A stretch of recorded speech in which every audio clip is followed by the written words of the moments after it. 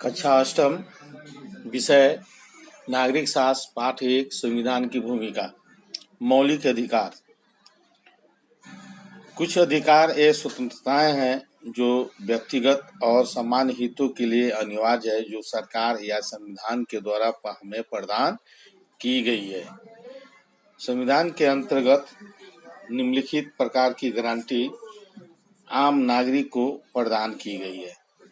ये अधिकार मौलिक हैं क्योंकि इनका समावेश भारत के मूल कानून में किया गया है। इन्हें न्यायालय द्वारा लागू कराया जा सकता है। कोई भी सरकार इन अधिकारों में कटौती नहीं कर सकती, यद्यपि इसमें संवैधानिक संशोधन किए जा सकता है, परंतु बाह्य आक्रमण, आंतरिक संकट की स्थिति में जीवन और स्वतंत्रता के अधिकार को छोड़कर अन्य मौलिक अधिकारों को निलंबित किया जा सकता है। इस प्रकार व्यक्तिगत स्वतंत्रता एवं सामाजिक वैधता के बीच संतुलन स्थापित किया गया है। पहला है समानता का अधिकार। मौलिक अधिकारों को 6 भागों में बांटा गया है। पहला है समानता का अधिकार। भारतीय समाज में विविधताएं विद्यमान होने के कारण संविधान निर्माताओं ने समानता के अधिकार को प्राथमिकता दी है। भारतीय संविधान में इनके द्वारा नागरिकों के निम्नलिखित अधिकार प्रदान किए गए हैं।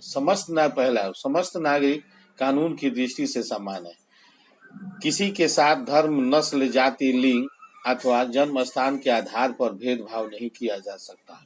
दूसरा, किसी भी नागरिक को सार्वजनिक रेस्तराओं, होटलों, दुकानों, सार्वजनिक मनोरंजन स्थलों में प्रवेश करने से रोका नहीं जा सकता। सरकारी सेवाओं में के संबंध में सभी नागरिकों को समान अवसर प्रदान किए जाएंगे, परंतु कुछ पदों पर अनुसूचित जातियों, अनुसूचित जनजातियों, अन्य पिछड़ा वर्गों के लिए आरक्षण की व्यवस्था कर सकती है।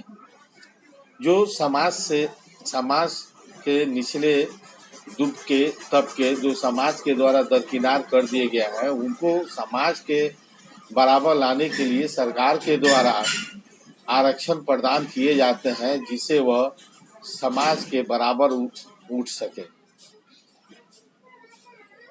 चौथा है किसी भी रूप में अस्पृश्यता यानी छुआछूत के व्यवहार का पूर्ण निषेध किया गया है, रोक लगाई गई। यदि कोई व्यक्ति किसी के साथ छुआछूत का व्यवहार करता है तो उसे कारावास, आर्थिक जुर्माना या दंड दोनों प्रदान किए जाएंगे। पांचवा, राय बहादुर, राय साहब जैसी समस्त पुरानी उपाधियों को समाप्त कर दिया गया है।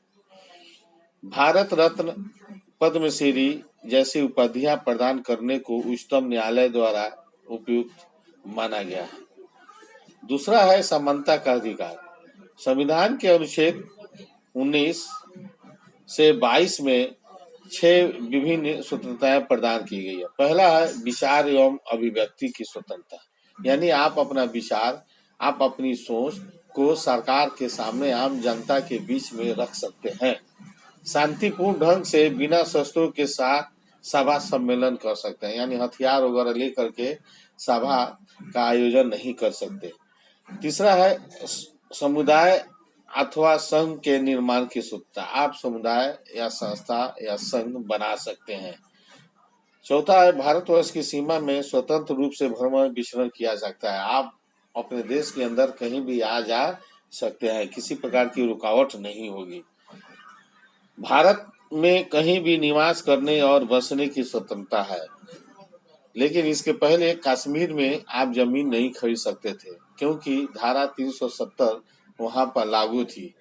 यह मोदी की सरकार ने आकर के 370 हटा दी, अब आप वहां भी जमीन खरीद सकते हैं। छठा है कोई भी व्यापार अथवा सम्मेलन, कारोबार करने अथवा व्यवसाय अपनाने की स्वतंत्रता है।